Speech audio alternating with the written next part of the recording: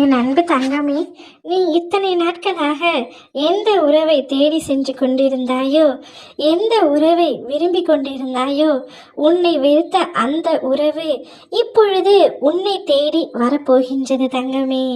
நீ யாரை அதிகமாக நேசிக்கின்றாயோ, யாருடன் அதிகமாக பேச வேண்டும் என்று ஏங்கினாயோ, எந்த உறவு உன்னை அவமானப்படுத்தியதோ அதே உறவு இப்பொழுது உன்னை தேடி வரப்போகின்றது. என் தங்கமே, வாழ்க்கையில் நீ ஒவ்வொரு தருணங்களும் உனக்காக என்ன என்பதை நான் ஏற்கனவே நிச்சயித்து விட்டேன். அதில் இன்பமும் துன்பமும் என இரு சாயல்கள் உள்ளன. இரண்டுக்கும் ஒரே முகம்தான். இன்பத்தில் சிரிப்பும் துன்பத்தில் கஷ்டமும் தெரிகின்றது. இரண்டையும் சமமாக எடுத்துக்கொள்ளும் பக்குவம் உன்னிடத்தில் வந்தால்தான் வாழ்க்கையில் நீ நீண்ட பயணத்தில் மனம் தரலாமல் பயணிக்க முடியும். ஒரு மரத்தில் பழம் என்பது நேரடியாக வருவதில்லை. முதலில் மொட்டாகவும் பின்பு பூத்து காயாக காய்த்து பழமாய் பழுக்கின்றது.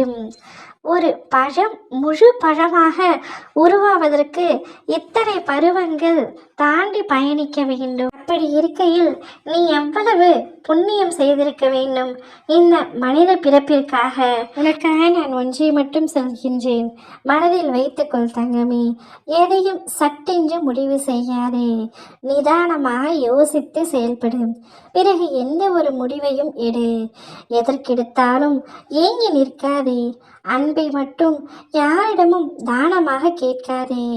உன்னால் முடிந்தவரை மற்றவர்களுக்கு உன்னுடைய அன்பை அள்ளிக்கொடு. அதே அன்பு பிறரும் கொடுக்க வேண்டும் என்று நீ நினைக்காதே. உனக்கான நல்லது மட்டுமே உன் அப்பா நான் செய்வேன். உன்னை விட்டு நான் விலகுவதும் இல்லை, விலகி போகும்படி செய்வதும் இல்லை. நீதான் சில சமயங்களில் என்னை மறந்துவிட்டு பிறர் மீது அன்பு செலுத்தி அவர்களுக்கு மட்டுமே ஏங்கிக் கொண்டிருக்கின்றாய். நீ இத்தனை நாட்களாக ஒரு உறவிற்காக ஏங்கிக் கொண்டிருக்கின்றாய். அந்த உறவையே உன்னை தேடி வந்து உன்னிடம் பேச வேண்டும் என்று நினைக்கின்றாய். உன்னுடைய இந்த எண்ணம் நிச்சயம் நடக்கும் தங்கமே. என்னிடம் மண்டியிட்டு இத்தனை நாட்களாக எதற்காக வேண்டினாயோ அவை நடக்கப் போகின்றது தங்கமே. நீ கவலை கொள்ளாதே. உன்னுடைய ஆசைகளையும் கனவுகளையும் கற்பனைகளையும் அனைத்தையும் நான் அறிவேன். உன் அப்பா நான் இருக்கும்போது என் பிள்ளையான நீ அழலாமா? அழக்கூடாது தங்கமே. உனக்கான வேலைகளை அத்தனையும் நான் தொடங்கிவிட்டேன். இப்பொழுது நான் முடிவெடுத்து விட்டேன். இனி உன்னுடைய முகத்தில் சந்தோஷத்தை மட்டுமே பார்க்க வேண்டும் என்று. சந்தோஷமாக இரு.